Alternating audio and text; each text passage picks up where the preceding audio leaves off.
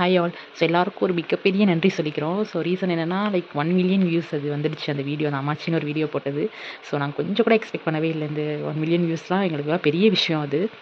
டாட்டரோட ID page open பண்ண ரீசனே வந்துட்டு ஓகே அவளுக்கு ஒரு மெமரிஸாக அது இருக்கணும், ஃப்யூச்சரில் அதை பார்த்துட்டு அவளுக்கு நிறைய சப்போர்ட் இருக்கணும், லவ் இருக்கணும் அந்த சேனலில் பேஜில் அப்படின்னு நினச்சோம். ஸோ அதுக்காக தான் க்ரியேட் பண்ணோம்.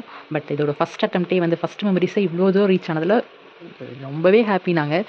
ஸோ ஆல்சோ வந்து கலாட்டாலேருந்து கூட எங்களுக்கு மெசேஜ் பண்ணி இந்த வீடியோ நாங்கள் ஷேர் பண்ணிக்கலாமா அப்படின்லாம் கேட்டாங்க. ஸோ அப்போ 1 மில்லியன் வியூஸ் அப்படின்றது அவ்வளோ பேரும் இப்போ எங்களோட வீடியோ பார்த்துருக்காங்கன்னு நினைக்கிறப்போ அவ்வளோ ஹாப்பியாக இருக்குது.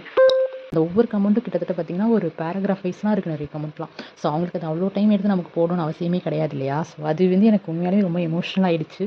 ஸோ இதை நான் ஒரு ப்ளாகை கண்டிப்பாக போட்டே ஆகணும் வீடியோவாக ஷேர் பண்ணி அப்படின்னு நினச்சேன். So thanks. அதே ஒரு மாதிரி ஹாப்பியாக எமோஷ்னலாக ஃபீல் ஆகிட்டோம் அப்படின்னா எங்களுக்கு பெருசாக ரிலேஷன்ஸ் நிறையவே இருக்காங்க. But due to some issues அதனால் லைக் நிறைய நம்ம செஞ்சுட்டு லாஸ்ட்டில் நம்ம ஒன்றும் இல்லாமல் ஆகிடுவோம் இல்லையா? ஸோ அந்த மாதிரி கொஞ்சம் அஃபெக்ட் ஆகிட்டு அதுலேருந்து ரொம்ப ரிலேஷன்ஸ்லாம் கூட வச்சுக்கல. ஸோ ரொம்ப க்ளோஸ் சர்க்கிளில் மட்டும் தான் என் கூட இருக்காங்க. இப்போது அந்த சொந்தம் இருந்தால் எப்படி ஃபீல் இருக்குமோ அந்த ஃபீல் எனக்கு கண்ணு முன்னாடி நின்றுச்சு. ஸோ அதே மாதிரி நிறைய பேர் வந்து பார்த்திங்கன்னா குழந்தை இல்லை அப்படின்னு சொல்லிட்டு ஃபீல் பண்ணியிருந்தீங்க. ஸோ அதை நான் எங்கள் அம்மா கிட்டே கூட உட்காந்து ஷேர் பண்ணிட்டு இருந்தேன். இந்த மாதிரிலாம் போட்டிருக்காங்கன்னு சொல்லியிருந்தாங்க. ஸோ அதுவும் நான் அதில் ஷேர் பண்ணியிருக்கேன் பாருங்கள். ஹலோ, உங்கள் கான்மீதி பேசுகிறேன். என் மக்கள் எல்லாத்துக்கும் தான கோடி நன்றி. நீங்கள்லாம் யார் எவருன்னு தெரியாது, இருந்தாலும் எனக்கு கோடான கோடி நன்றிம்மா. நீங்கள் வந்து குழந்தை இல்லைன்னு சொல்லி ரொம்ப வருத்தப்பட்டு கேட்டிருக்கீங்க. கண்டிப்பாக உங்களுக்கும் குழந்த, அழகான குழந்த, அறிவான குழந்த, ரொம்ப அன்பான குழந்தை பிறக்கணும்னு நான் மனசார வேண்டிக்கிறேன். சீக்கிரமே இதுவே ஒரு நல்ல நியூஸாக எனக்கு அம்மாவுக்கு நீங்கள் தெரியப்படுத்தணும்.